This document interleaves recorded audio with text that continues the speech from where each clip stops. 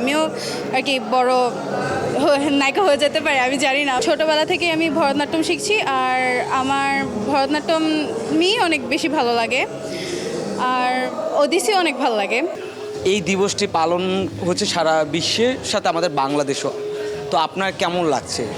আমার অনেক ভালো লাগছে, যেহেতু আমি 8-9 বছর ধরে নাচ করছি।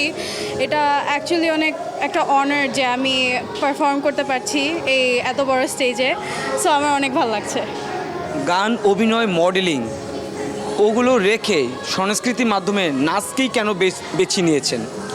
নাচকে বেছে নিয়েছি কারণ ছোটোবেলা থেকেই আমার অনেক ইচ্ছা ছিল যে আমি নাচ করব।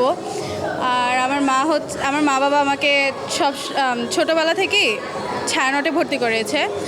তো ওইখানে আর কি নাচের প্রতি আমার একটা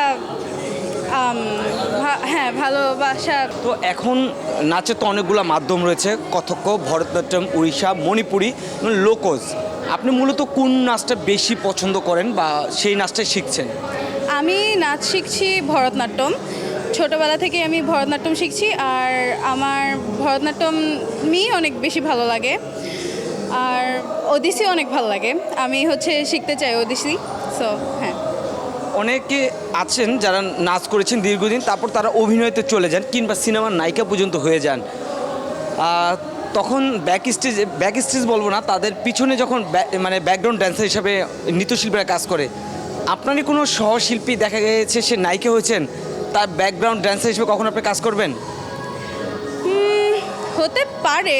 আমি ব্যাকগ্রাউন্ড ড্যান্সার হিসেবেও করতে পারি, তারপরে আবার আপগ্রেডও হতে পারে আমিও আর কি বড় নায়িকা হয়ে যেতে পারি, আমি জানি না। বাট হ্যাঁ, এরকম কখনো কি ইচ্ছা আছে যে অভিনেত্রী হবেন বা নায়িকা হবেন?